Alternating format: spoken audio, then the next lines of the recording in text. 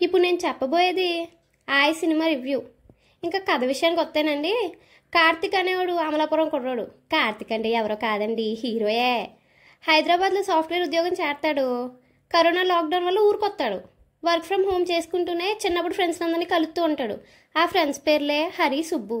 అందరితో కలిసి సరదాగా గడుపుతుంటాడు. పక్కూరికి చెందిన పల్లవిని తొలి చూపులోనే చూసి ఇష్టపడతాడు. సోషల్ మీడియాలో ఆ పిల్ల చాలా చలాకీగా ఉంటుంది. కులము పట్టింపులు ఎక్కువ. కార్తిక్ తన కులంకి చెందినవాడు అనుకుని ఫస్ట్ ఇష్టపడుతుంది. ఆ తర్వాత తన కులం వేరని ఆ విషయం తెలిస్తే తన తండ్రి చంపేస్తాడని దూరం పెడుతుంది. పెద్దలకు సంబంధం తెస్తే దానికి ఓకే అని చెప్తుంది. కులం కారణంగా పల్లవి తన ప్రేమను కాదనంతో కార్తిక్ తట్టుకోలేకపోతాడు. మరోవైపు పల్లవి కార్తిక్లను కలిపేందుకు ఫ్రెండ్స్ ఏమో హెల్ప్ చేస్తూ ఉంటారు.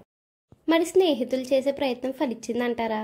తన కొడుకు ప్రేమ తెలుసుకున్న కార్తిక్ తండ్రి ఏం చేస్తాడు? పల్లవితో కార్తిక్ పెళ్లి జరుగుతుందా లేదా అనేదే సినిమా. ఈ సినిమా చూసిన వాళ్ళకి ఆ స్నేహితులు ఖచ్చితంగా గుర్తొస్తారు. ఈ సినిమా గోదావరి నేపథ్యంలో తీసినందుకు తగ్గట్టుగానే గోదావరికి ఎంత ఎటకారం అయితే ఉంటుందో అంత ఎటకారం ఈ సినిమాలో చూపించారు.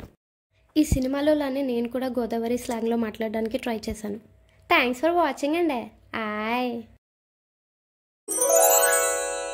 హలో అండి, ఈ ఛానల్ని లైక్ చేసి షేర్ చేసి సబ్స్క్రైబ్ చేసుకోండి. నేను చేసే ప్రతి వీడియో మీకు నోటిఫికేషన్ ద్వారా రావాలంటే కిందన బెల్ ఉంటుంది, దాన్ని కూడా క్లిక్ చేసేయండి.